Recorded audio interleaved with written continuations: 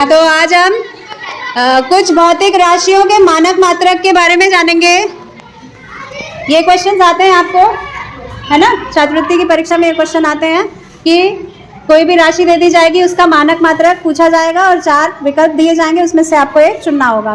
तो अगर आप इसको याद कर लेंगे, मानक मात्रकों को सीधा याद कर लेंगे, हम ऑप्शंस वाला नहीं देंगे ताकि आपको वो क्लियरली याद रहे। ठीक है, पहला क्या है? लंबाई। लंबाई या दूरी का मानक मात्रक क्या होता है? मीटर। और इसका संकेत क्या है? Small M. मीटर का संकेत है स्मॉल एम। द्रव्यमान यानी मास, किसी भी ऑब्जेक्ट का मास होता है, किसी भी वस्तु के अंदर निहित पदार्थ की जो मात्रा होती है ना, कितना पदार्थ है उसके अंदर, उसको उसका द्रव्यमान कहते हैं। इसका मानक मात्रक क्या है? किलोग्राम। इसको किस संकेत से रिप्रेजेंट करते हैं? बड़ा है कि छोटा है? स्मॉल। स्मॉल केजी, है ना। ठीक है।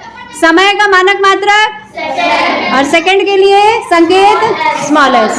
तापमान का मानक मात्रक केल्विन, संकेत कैपिटल के। पदार्थ की मात्रा का मानक मात्रक मोल, इसको रिप्रेजेंट करते हैं स्मॉल MOL से। ठीक है। ज्योति की तीव्रता, इसका मानक मात्रक है कैंडेला, इसका सिंबल है CD, small c small d।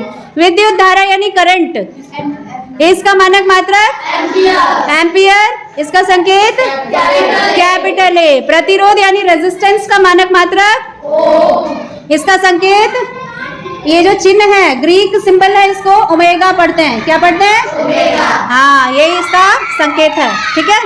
राशि क्या है? बल। बल यानी फोर्स, इंग्लिश में इसको फोर्स कहते हैं। इसका मानक मात्रक क्या है? SI unit Newton. न्यूटन है, इसका संकेत N है। स्मॉल एन कैपिटल है? कैपिटल। दूसरा है दाब। दाब यानी प्रेशर। ठीक है। प्रेशर का मानक मात्रक होता है पास्कल, और इसको न्यूटन पर मीटर स्क्वायर भी कह सकते हैं, न्यूटन प्रति वर्ग मीटर। इसके जो संकेत है, पास्कल का कैपिटल P स्मॉल a, और न्यूटन पर मीटर स्क्वायर का कैपिटल N बटा छोटा m का वर्ग। ठीक है।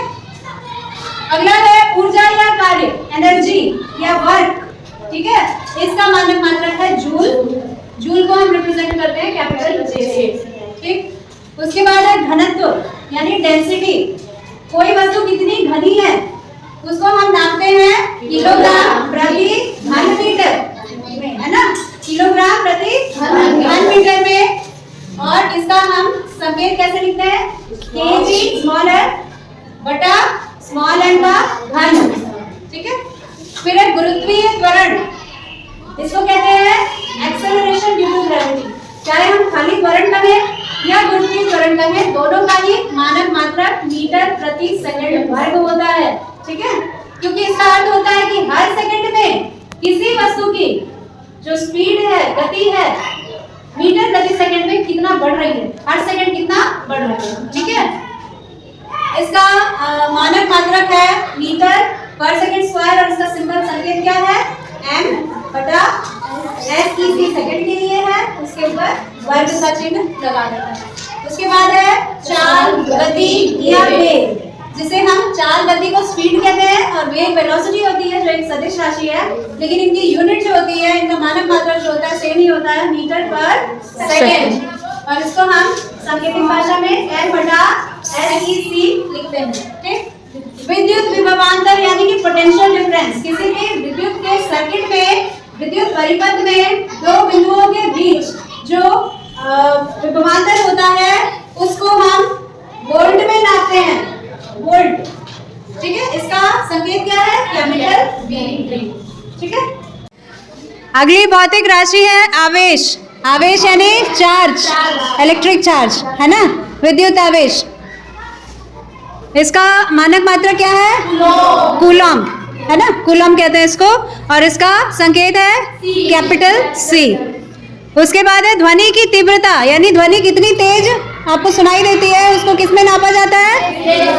डेसिबल में नापा जाता है, और इसका संकेत है स्मॉल d, कैपिटल B और कैपिटल A।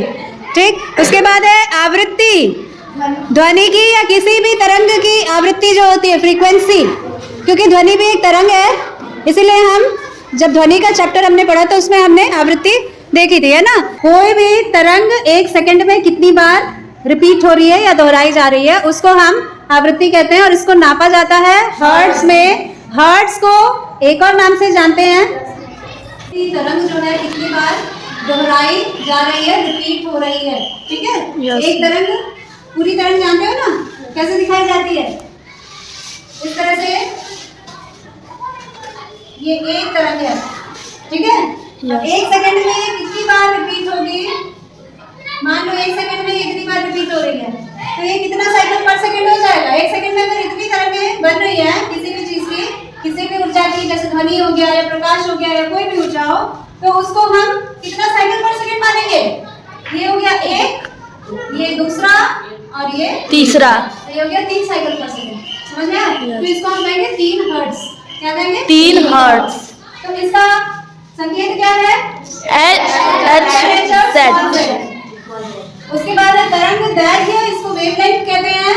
एक वेव की कितनी लंबाई है? ये एक तरंग है ना, यस, ये एक तरंग है, तो इसकी लंबाई हम, चूंकि ये बहुत छोटी होती है तो मीटर में नहीं नाप पाएंगे, सेंटीमीटर में भी नहीं, मिलीमीटर में भी नहीं, उससे भी बहुत छोटी यूनिट में नापते हैं हम। तो तरंग दैर्घ्य का जो यूनिट होता है एंगस्ट्रॉम कहलाता है। क्या कहलाता है? एंगस्ट्रॉम। और इसका अर्थ होता है 10 की घात -10 मीटर। 10 की घात -10 मीटर। इसका संकेत क्या है? Capital A। एक छोटा सा अंश का या डिग्री का चिन्ह लगा, ठीक है। उसके बाद है विद्युत प्रेरक, यानी इलेक्ट्रिक इंडक्शन होता है, यानी कि किसी चीज में विद्युत को प्रेरित करना, इंड्यूस करना, इलेक्ट्रिसिटी को, ठीक है। उसका यूनिट है हेनरी और इसका संकेत क्या है? H, capital H।